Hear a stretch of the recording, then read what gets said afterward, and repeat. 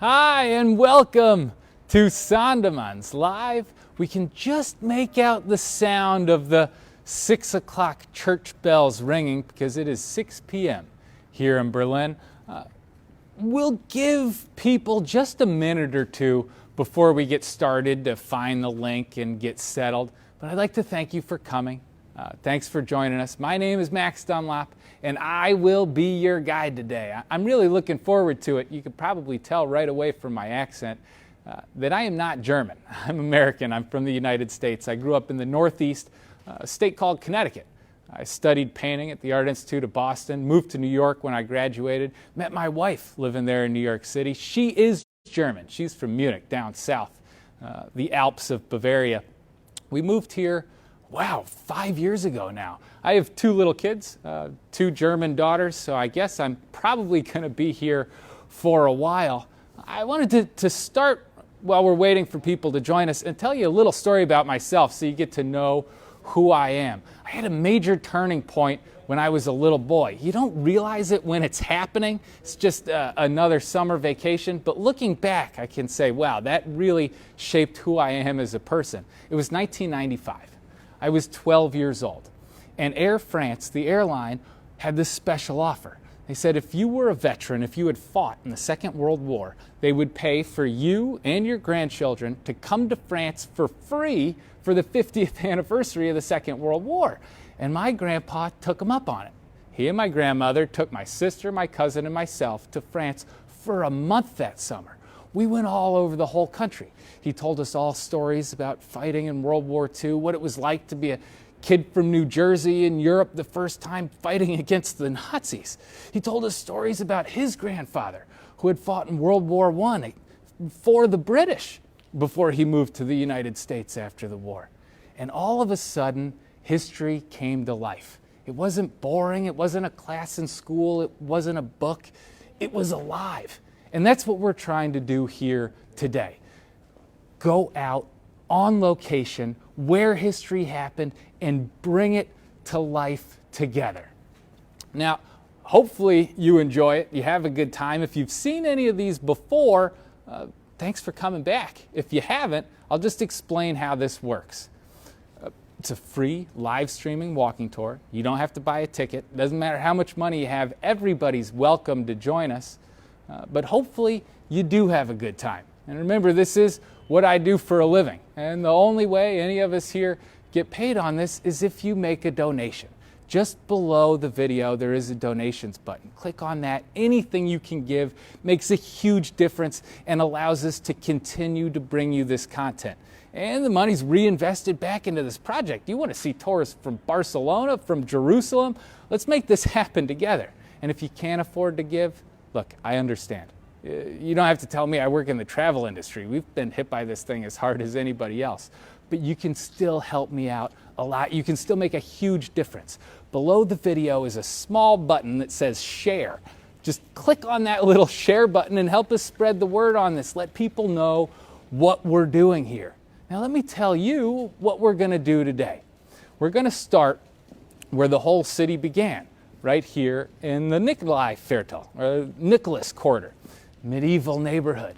We're going to see the Royal Palace. We're going to see the television tower, the City Hall. We're going to finish up in Alexanderplatz, one of the busiest squares in all of Europe. But let's start where we are, where Berlin began almost 800 years ago. They don't know exactly when the city started.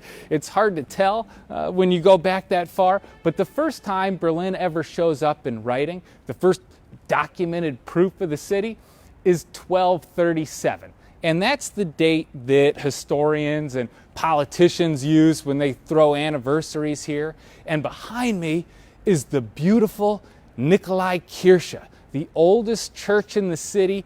They estimate it was built around 1210, 1220.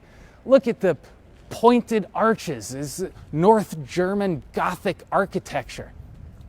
Now the building itself, a few of the old bricks on the bottom rows, they're actually 800 years old. But the rest of it, well, the rest of it is not. The rest of it was rebuilt in the 1980s. I'm older than most of this church. Because in 1987, this whole neighborhood, the church, the medieval buildings, oh, look at this cute little dog. Hello there. Hello there. You never know what you're going to see here as you walk around. But most of these buildings were rebuilt in 1987 to celebrate the 750th anniversary of the city. Some stuff, they did a really good job and followed original plans, like the church. But some buildings, well, this was communist East Germany, and they built them using communist East German building techniques. If you look at these buildings, you see they have these black lines going side to side across them and vertical up. It's prefabricated concrete blocks. These are not medieval buildings. These are giant communist cement Legos. But there is one old sculpture here in this neighborhood. And it's my daughter's favorite sculpture, my 4-year-old daughter. Hello to Frida if she's watching this back at home. It's a sculpture of St. George. The story of St. George is pretty amazing on its own. It's Libya. It's around the year 300, and there's a little village with a dragon problem. Outside of the town, a dragon lives in a pond, and it threatens to come into the city and eat everybody there. At first, they bring it 2 sheep every day. The dragon wants more. Then they bring it a man and a sheep every day. They start worrying that they're going to run out of people, so they start feeding the dragon their own children.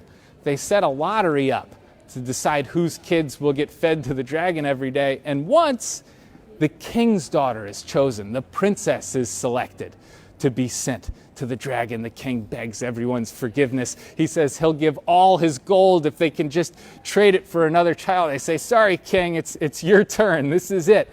So he dresses his daughter, the princess, up like a bride, sends her out to the dragon. She's about to get eaten when St. George himself coincidentally happens to be riding by. He sees the dragon and pulls out his lance. And here, take a look at the sculpture. That's just about the point of the story we're at. He shows the sign of the cross, pulls out the lance, stabs the dragon. He doesn't kill it. He puts a leash around it and drags it into the town and tells everyone in the village that if they convert to Christianity, he'll kill the dragon. They all say, absolutely, we love Jesus. Everyone converts. He marries the princess. They all live happily ever after. This sculpture was built by a man named August Kiss in the 1850s. It used to be in the courtyard of the royal palace. That palace got blown up after World War II. We'll go see that in a second. But while we're here, figured we should peek in and see why Berlin exists at all. This is the River Spree. On the other side is Museum Island. Where we are is where the city of Berlin started about 800 years ago. On the island, another city started at the same time, a city called Cologne. Later, they became one town, but this whole place exists because of this water. The River Spree goes down to the Havel, then the Elbe, and all the way out to Hamburg. From here, you can get to the North Sea by boat. You can take a boat from Berlin to London from this spot. That's why the whole thing existed. But the most famous thing, probably in Germany, besides the kings and the castles and the wars, is beer. And if you wanted a beer, well, this is a great spot to get one. The Georg Brauhaus, the George Brewery. They make 2 types of beers here, a Dunkelbrau, a dark beer, and a Helles beer. Helles in German means light, but they don't mean like Bud Light or Miller Lite. It's not a low-calorie beer. It's a light-colored beer. When they say light or dark beer in German, they just mean the color. But we're headed up to where the royal family used to live. Here, come on this side so you can get a view of these fantastic old buildings. The green dome with the gold top, that's the Berlin Cathedral. That was a church that was built by Kaiser Wilhelm II. It opened in 1905. It's the 1900s. They're building these neo-Baroque palaces. You think about the 1900s, that's how it started, with emperors building cathedrals. And it ends It ends with Tamagotchis and the Backstreet Boys. Quite a change happens in a 100-year period. Now this building here, right on the corner, that's where the royal palace was, where that sculpture of St.George killing the dragon used to be. The building actually survived the Second World War. It was in pretty bad shape at the end, but it wasn't gone. Oh, just come around the lamppost. But it wasn't gone. The communists came in at the end of the war and they blew it up on purpose, filming a propaganda movie called The Battle of Berlin. They launched artillery shells and tanks, and they just used the king's house as the backdrop for their film. But now they're rebuilding it. We'll cross over the street and get a little bit closer look here. Try not to get run over. They're rebuilding it now. History is always changing. Let's come take a look. They're calling it the Humboldt Forum. We can just see the old facade they've recreated on one edge and this modern front on the top. When they decided to do this in the 90s and the early 2000s, they thought it would be a terrific idea. They said, we'll rebuild the palace and we'll fill it with a multicultural museum.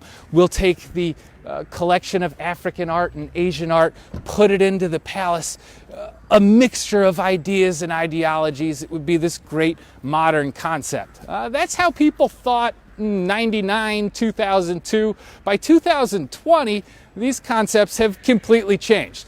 It's become really controversial. It's about to open in just a few weeks. And now people say, wait, you rebuilt the king's house and filled it with African art that he stole from his colonies.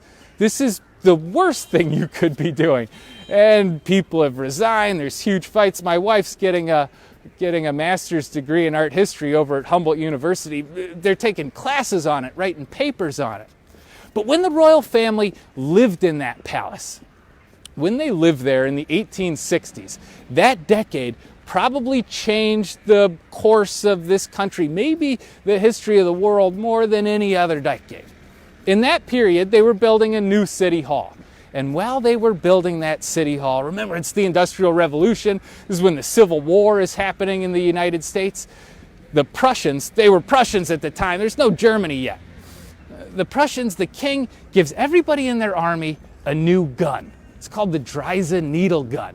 You could put a bullet in the back, a breech-loading rifle. If you were good, you could get maybe 7 or 8 shots every 90 seconds off. And he starts a war against Denmark. Then he starts a war against Austria.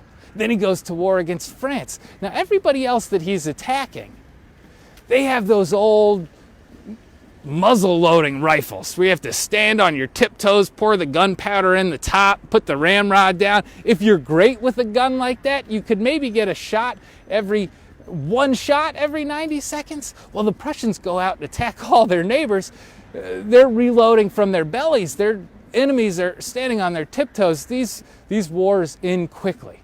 And when it's all over by 1870, Germany has now become the largest economy in all of Europe, the largest population in all of Europe, the German Empire. And the king changes his name to Kaiser, to Caesar, to the Emperor. And while this all was happening, this new city hall was being built. Spin around and just get a peek at this here. It's called the Rotes Rathaus. They started building it when all those wars were beginning in 1861, and it opened in 1869. A beautiful example of neo-Renaissance style. Now, it's where the mayor of Berlin works. It's also where the Berlin State Senate works, because Berlin is not just a city in the German system. It's also a state. If you come a little bit closer, you can just make out on that tower.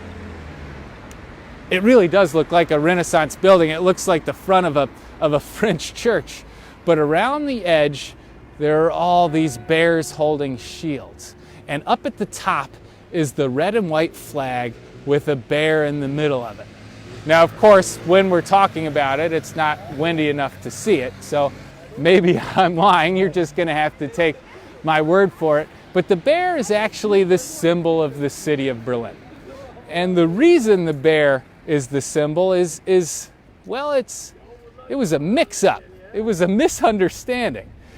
I said the city started around the year 1200. There were people here before that. There were pagan Slavic tribespeople that lived here at the time. And they spoke in ancient Slavic dialects. We'll be headed right over this way. They spoke in ancient Slavic dialect. And in their language, they called this place Berlin.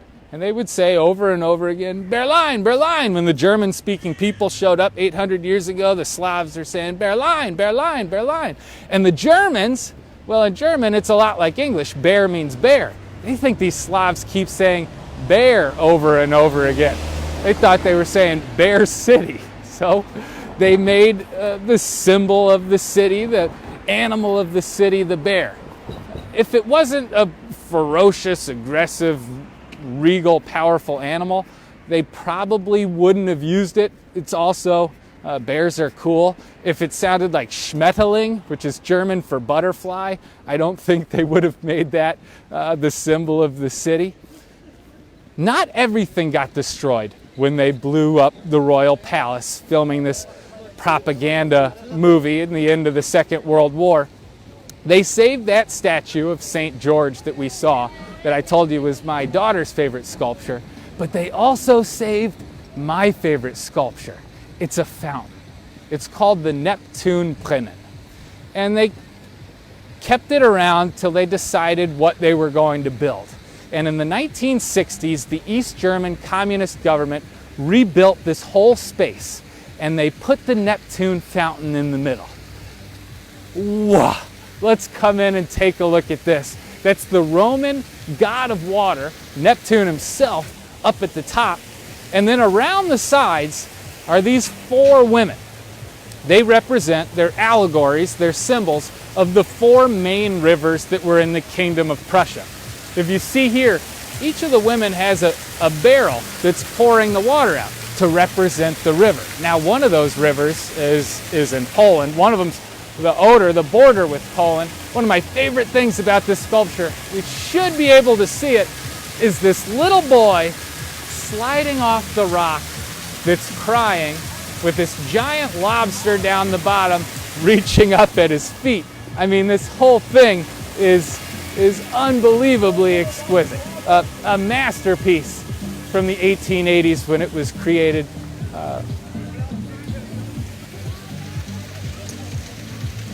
Now, bronze sculptures are incredibly difficult and incredibly dangerous to make and time-consuming. First, Reinhold Bega, the sculptor, had to build this whole sculpture out of clay, full size. Then he has to take a plaster cast of that clay. We'll head over this way. Then you fill that cast with wax. Make a wax version of the sculpture. Take a plaster mold of that. Pour molten hot metal into it, melt the wax out, make the whole thing out of bronze that we saw. I think there's they've closed a lot of clubs. They started a curfew in Berlin, so after 11 o'clock because of the COVID. So I think we just passed a traveling disco party. But right in here is the second oldest church in the city of Berlin, the Marienkirche, or St. Mary's Church. It was built around 1240. Originally as a Catholic church, became a Protestant church after the Protestant Reformation, because we're here in East Germany where Martin Luther's from, where the whole thing started. But one of the most famous people to ever give a sermon here was Martin Luther King Jr. He came in 1964 in September. The crazy thing is that he got in at all. This American civil rights leader gets through Checkpoint Charlie. He didn't have a passport. They said he got through the Cold War checkpoint booth with just an American Express card as his only identification. But he came and gave a sermon here. And when he was here, he said that there is no East, there is no West, there is no North, there is no South. There is just one single brotherhood of love. Amazing words by an amazing man. This whole square, as I said, was rebuilt in the 1960s by the East German government to show how advanced and sophisticated they were. And this was the centerpiece. Come and take a look at that. The Fernsehturm, the television tower. It opened in 1969. It's 368 meters high. That makes it the tallest structure in all of Germany. It's the fourth highest structure in all of Europe. And as I said, it was built by the East Germans to show how technologically superior they were, how advanced communism was to capitalism. And well, that wasn't quite how it worked out. Right away, there were huge cost overruns. It was only supposed to cost, I say only, but 33 million marks. It wound up costing over 133 million marks. It was constantly falling apart and breaking and leaking while they were building it. They had to order special parts from West Germany that couldn't be made here. Remember, they're building it to show how advanced and sophisticated they are, and they need to bring more equipment in from the West. At the last minute, they had to bring in capitalist engineers to save them because it was crumbling. Now, people say from up at the top, you can take an elevator, there's a viewing booth and a restaurant up there. People say when you go up to the top, it is the best view in all of Berlin. They say it's the best view in all of Berlin because that's the only place you can be where you don't have to see the television tower. I'm 37 years old, right? I was born in 1983.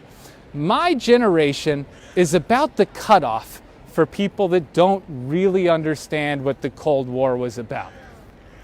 I remember a little bit as a kid. I was 6 years old when the wall came down. When I was in elementary school, we had to go into the gym. They wheeled television sets under the basketball hoops, and we watched the Cold War end live on TV. But I didn't know what Germany was. I was 6 years old. But now as I get older, talking to people that have lived on both sides, people that grew up in the Eastern Bloc, that grew up in Russia, and of course all friends and family of mine that grew up in America, for me the really remarkable thing is people on the two sides have almost identical stories of hiding under desks, having these drills at school. Think of the big iconic moments of the Cold War, the space race. This television tower itself was built to look like Sputnik, the first satellite ever launched by communist Russia in 1957. Well, if you lived in the East, if you lived in the communist side, Sputnik was a moment of celebration. We are winning. Communism is the best. We're in space.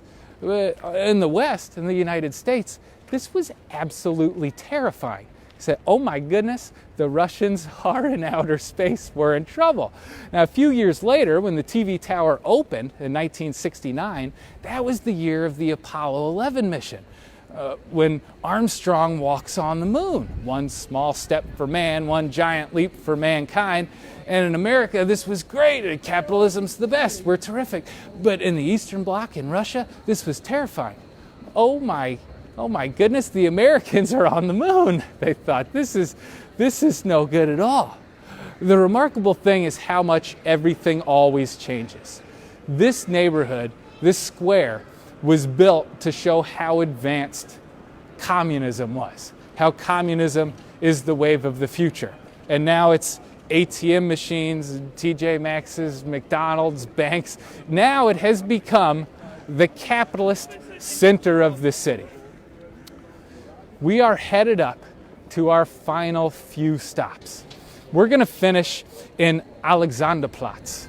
That's just on the other side of this train station. It's the busiest square in all of Europe, and it was built right by one of the royal gates, the king's entrance into the city. It's actually where it got its name. In 1805, the Russian Tsar Alexander comes to meet the king here.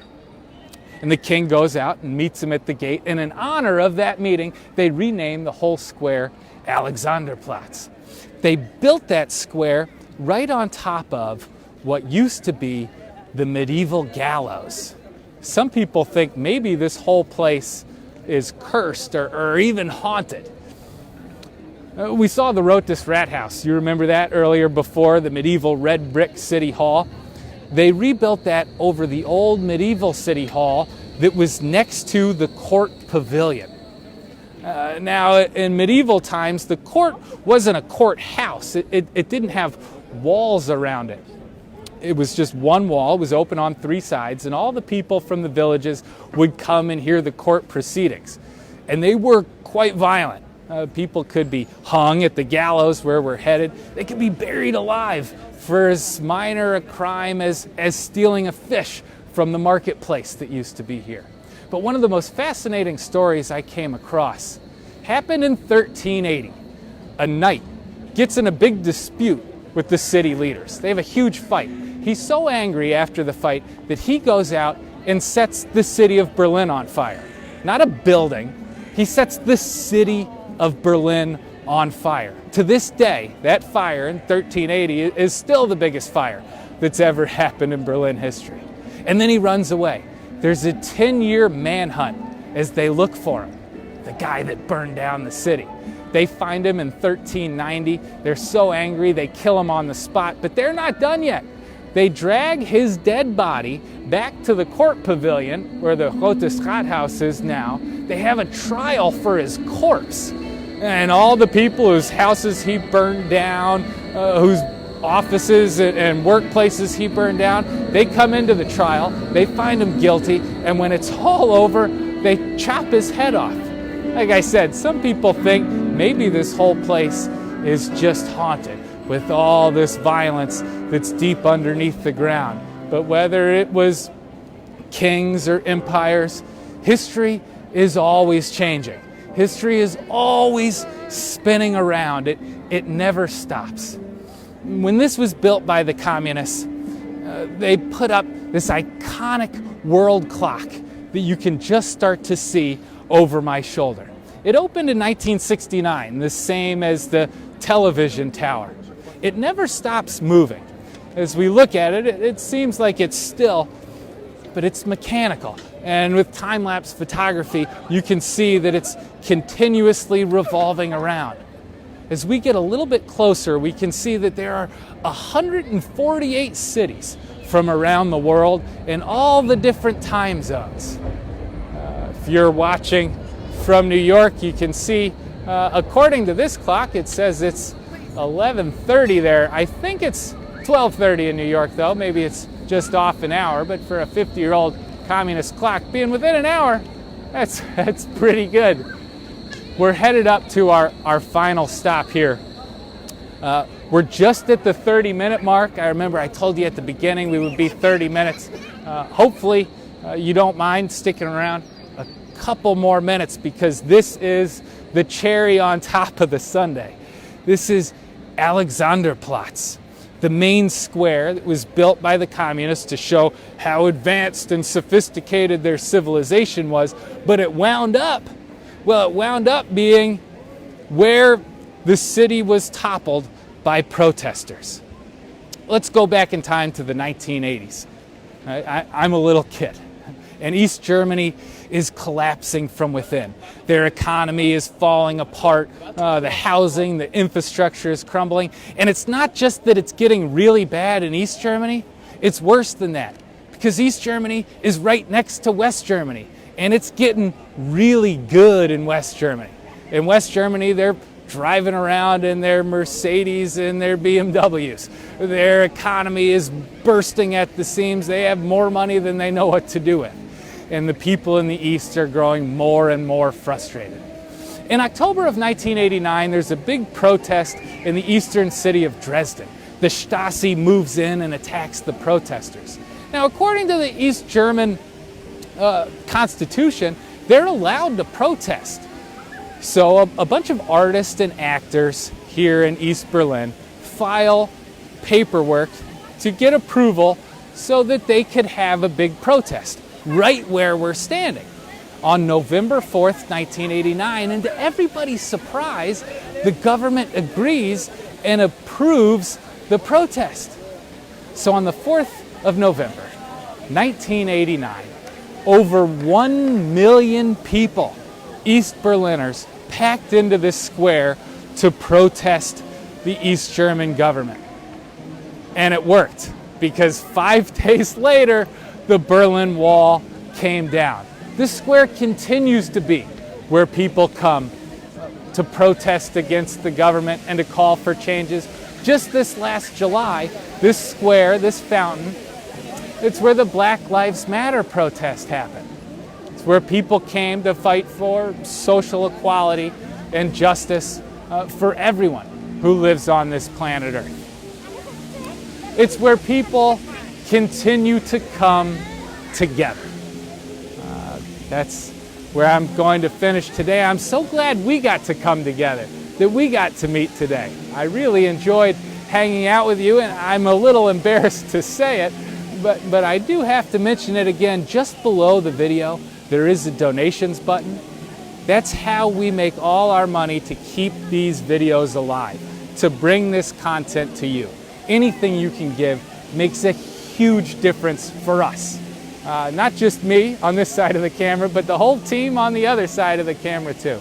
And again, if you can't afford to give, you can still help us out so much by just clicking that little share button and helping spread the word. It was nice to meet you. Signing off from Berlin, I'm Max Dunlop. Bye.